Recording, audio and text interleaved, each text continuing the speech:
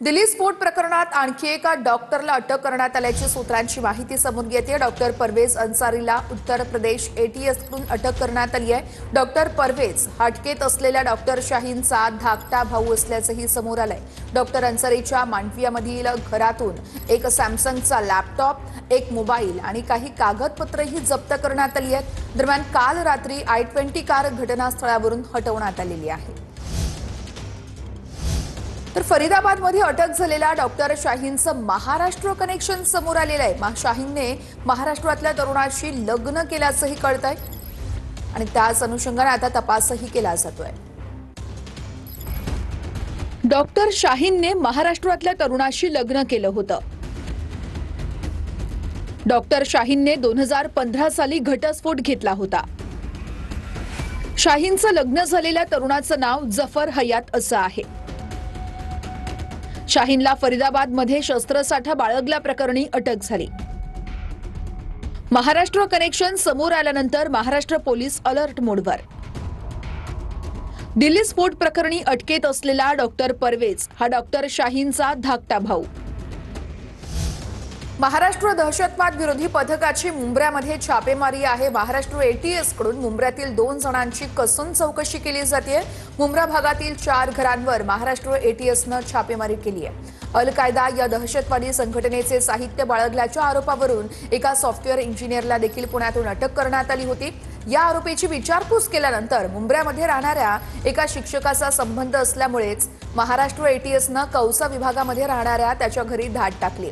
त्याच्या घरातले मोबाईल आणि काही इलेक्ट्रॉनिक वस्तूही जप्त केल्याचं कळतंय। या शिक्षकाचे जमात-ए-इस्लाम या संघटनेशी संबंध असल्याचंही समोर आलंय। बातमी महत्त्वाची आहे। केंद्रीय मंत्रिमंडळाची आज बैठक होते। पंतप्रधान मोदींच्या अध्यक्षतेखाली बैठक पार पडणार आहे। स्फोट प्रकरणातील तपासासंदर्भात माहिती दिली जाईल। केंद्रीय मंत्रिमंडळ बैठकीआधी केंद्रीय सुरक्षा विषयक समितीची देखील एक महत्त्वाची बैठक असेल।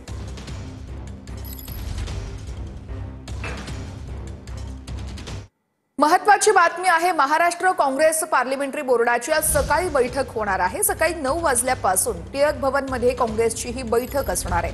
हर्षवर्धन सपकाळ यांच्या अध्यक्षतेखाली यावेळेस महत्त्वाची बैठक असणार आहे। हर्षवर्धन सपकाळ यांच्या अध्यक्षतेखाली ही बैठक असून स्थानिक स्वराज्य संस्थांच्या निवडणुकीच्या अनुषंगाने युती किंवा आघाडी करण्यासंदर्भात आज निर्णय घेतला जाणार आहे।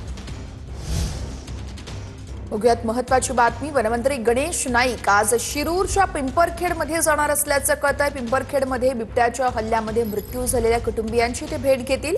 बिबट्याच्या हल्ल्यानंतर 2 दिवसात वनमंत्री गणेश नाईक पिंपरखेडला येणार होते, मात्र तब्बल 10 दिवसानंतर गणेश नाईक पिंपरखेडमध्ये जात आहे।